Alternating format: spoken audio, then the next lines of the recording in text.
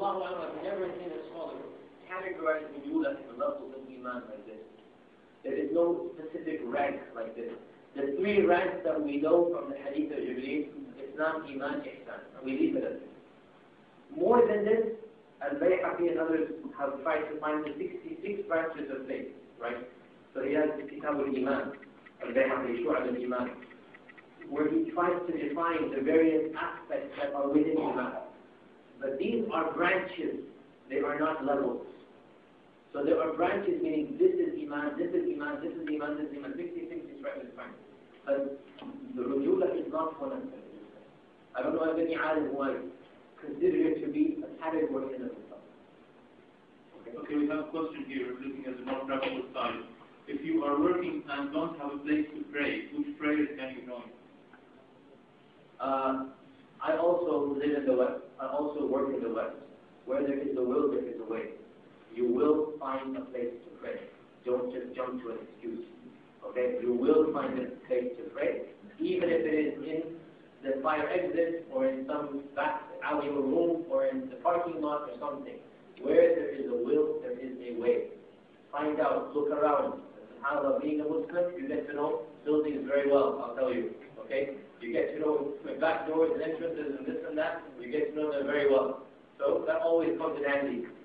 I don't see any, I live in this world as well. I don't think this is a valid question, in all honesty. It's not a valid question. Okay, question of different types.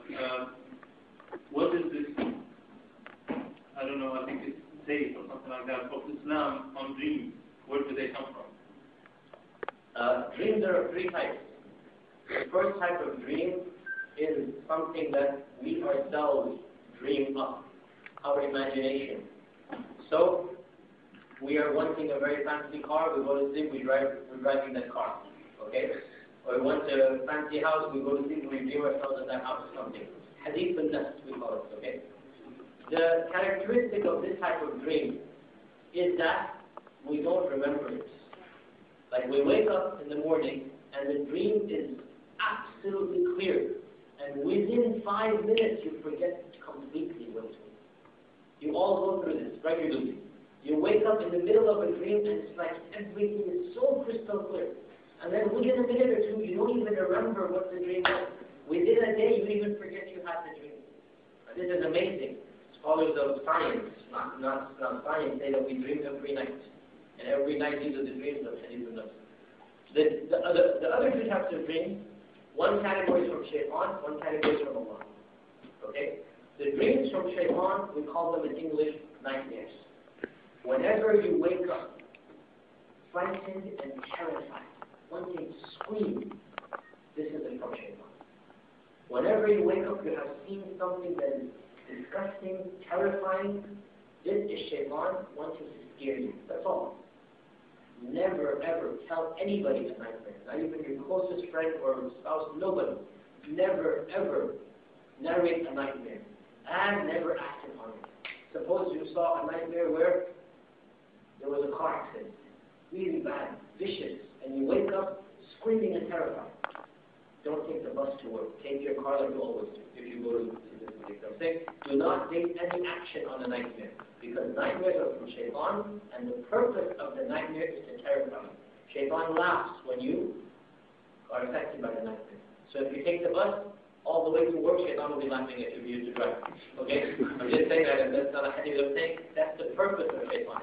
The purpose of Shaytan is that you get terrified and scared and you change your life schedule, or you or something funny. Never do anything from a nightmare. The third category of dreams is from Allah subhanahu wa ta'ala. How do you know a dream is from Allah? A number of signs. Firstly, you don't wake up wanting to scream. Usually, dreams from Allah usually are extremely positive. Sometimes they're neutral, but they're never terrifying. Never. If you wake up terrified, sweating, that's not from Allah. If you wake up and you've seen something that is strange, and you're neither terrified nor scared, and you see this maybe a few times, for example, this is generally from Allah, a symbolic dream, like the dream of the king of the time of Yusuf. You saw 7 fat cows, 7 thin cows, right, eating them, and all this. This is a dream from Allah subhanahu wa ta'ala. Also, positive dreams, where you see yourself doing something good. And it is well known, mutawatir, it's also mentioned in hadith, those who recite the Quran regularly, they have dreams of them reciting the Quran. And they wake up very peaceful with this. Pious people regularly have dreams of Tawaf and Umrah, going to Makkah or something like that. This is a very good sign, alhamdulillah. Whoever gets this type of thing is a very good sign. And this is from Allah subhanahu wa ta'ala. And it should be interpreted in a positive manner. So this is from Allah subhanahu wa ta'ala, and positive dreams can be interpreted by specialists in dream interpretation. وَقَلِيلٌ مَا They are very few and far between. In fact, the majority of those who claim to be dream specialists are not dream specialists. And dream specialism or interpreting dreams is not something you can look up in a book. You don't have an encyclopedia of dream interpretation and you look it up. Everything like this is fake, money making.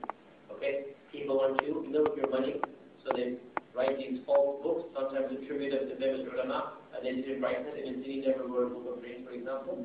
And they want you to buy this book and get rich off of it, get rich quick scheme off of you. You cannot look up symbolic dreams in a dictionary. Okay, it's not possible. An alim who specializes or who knows this can interpret the dream for you. So these are the three types of dreams: from yourself, from shaitan, from Allah subhanahu wa ta'ala. Okay, we have lots of questions here, so we'll take one question from the audience and then we... And let's come at 6, inshallah? Yeah, about 6, inshallah. Okay, Dave.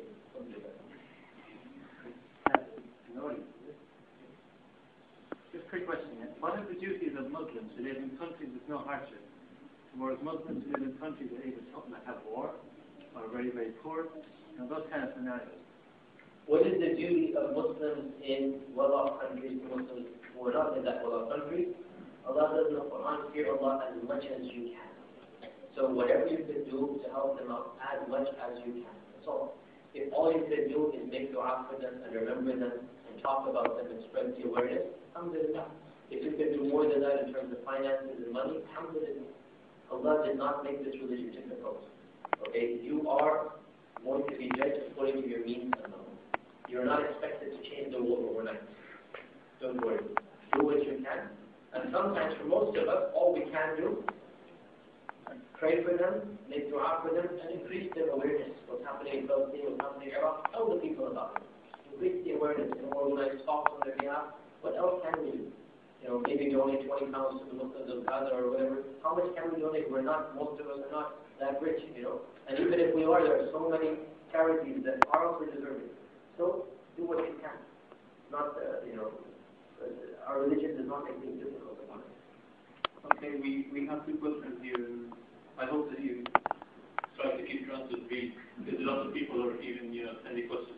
So, one question is, if your parents want you to marry someone that you do not want to marry, can you go against them? In this situation, is my right greater or their right on me greater? Generally speaking, don't be so dismissive of your parents' desires. I know this is a different time we're living in. Look at what they're saying. Pray istikhara, it's a special type of prayer. Pray istikhara. If you don't know what it is, look it up in any basic book of dua in there. And ask Allah for guidance. And if you really don't want to marry the person who your parents have chosen, you have every right to say no. Sisters included have every right to say no. You cannot be forced into a marriage against your wishes. But at the same time, realize that sometimes your parents do know best, and sometimes they don't. So don't just automatically dismiss just because your parents have chosen somebody. If you find out that the person is not a good Muslim, then there's a very good reason to reject. But if you, if you don't really object to anything, just the fact that you didn't know the person or something like that, then I don't think this in and of itself is a grounds to reject. It should be something more than that. Okay? Even if, for example, you say, I am not attracted to him, this is a valid ground. It is. It's not an un-Islamic ground. It's a very valid ground. You need to have attraction to the spouse you're going to marry. If you don't have that attraction, there's not going to be a marriage there. So there's no issue for you to talk and speak with the person, see if there's compatibility, see if there's future there. And if not, if you really don't feel it, then really it's best that you avoid getting into the situation and go against your parents in this regard. And I do understand that sisters have it more difficult than brothers. Their parents are much more forceful. So realize, sisters, it is your Shari'i right that you can refuse to get married. according to all the four scholars, Sunni scholars of Islam, all the four madhabs, excuse me, you cannot be forced into getting into a marriage that you don't want to. And this is a right that you need to use if it's being abused by your parents. You need to use it in the right way. Okay, I have another question here. It's in Arabic, but I'll translate it. The sister says that hijab is an obligation, and this is what I believe. But how can I persuade a woman who does not wear hijab for wearing hijab? And she also says, or he also says that, that she has like a hujjah saying that there is no verse in the Quran that speaks about the obligation of hijab. I would advise that a person goes in priority when it comes to da'wah. If a woman is not praying 5 times a day, concentrate on the 5 daily prayers before the hijab. Okay? Because covering your hair doesn't even come close to the importance of praying 5 times a day. So if a sister is not even praying 5 times a day, she's doing things that are major sins. Apart from this, get her inner character, her akhlaq, her iman, get that to be more sympathetic and soft. Also I advise the sisters not to be harsh on sisters who are not wearing the hijab, but to be positive in trying to get them to wear the hijab. Don't be negative and condescending and looking down. Because in this society, majority of sisters don't wear hijab. Majority of women don't wear hijab. If you are harsh, such a person has plenty of other friends to go find, plenty of other people to go find. Whereas if you're positive and you're gentle, then they're going to be attracted to your character, and they themselves will want to be like you. So basically give a positive image, not a negative one. I find all too often brothers and sisters make the hijab the biggest issue, make or break, and that's not what Islam intended it to be. I firmly believe the hijab is false, don't get me wrong. But compared to the other fara'id of Islam, the 5 daily prayers, for example, having a relationship with Allah, generally being conscious of Allah, is something that in this society, you do meet sisters who don't wear the hijab, whom I would consider to be better than certain sisters, not all, who do wear the hijab. Some sisters pray 5 times a day, they don't wear the hijab. And there are many muhajjibat who don't even pray 5 times a day. And they are doing it out of culture or whatever. So we need to be a little bit more understanding that hijab is one part of the many parts. So prioritize.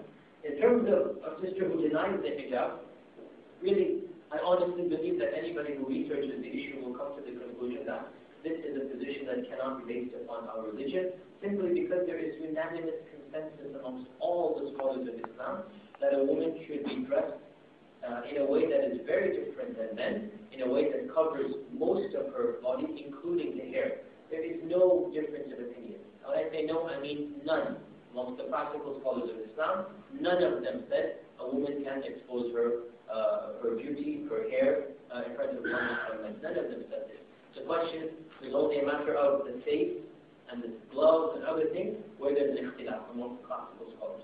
As for covering the hair and covering the body with a loose covering or whatnot, there is no difference of opinion. As for the claim it's not mentioned in the Quran, this is false. The term hijab is not mentioned, but the concept is clearly mentioned. Allah subhanahu wa ta'ala mentions in the Quran that وَلْيَضْرِبْنَ بِخُمُرِهِنَّ عَلَى جُيُوبِهِنَّ. Let them cover with their khumur, let them cover their juyub. And these are Arabic words, okay? And the Arabic word for juyub is actually the chest, okay? And the khumur, or the khimar, which we still call it, is the head covering. So Allah subhanahu wa ta'ala is saying, use the head covering to cover your chest as well. Because what the Arabs of Jahiliyyah would do is that they would cover just a portion of the head and leave the chest exposed, the upper part of the chest exposed, which is common amongst non-Muslims to this day, that they have clothing that exposes the upper part of the chest, okay? So Allah says, take the khimar and put it above the ovary. The khimar is the head covering, what we call hijab. Okay? It's the same thing. In another verse, Allah clearly says that they should wear jalabibihinna, their jilbab. And jilbab is a garment that is still known to this day by the name jilbab. And that is a loose covering over and on top of the clothing that a sister wears. So this is something that the Quran quite clearly does mention. And of course the hadith are even more explicit, and the afar of the early scholars are even more explicit than that. Okay, I'm sure we have more questions, but I'm afraid we have to end this session now. We thank our speaker very much for this fine speech and all the answers to the questions. And thanks a lot for attending, everyone. And let me apologize for the delay that happened in the beginning of the session. We were supposed to start earlier, but some delays occurred. Thanks a lot for coming.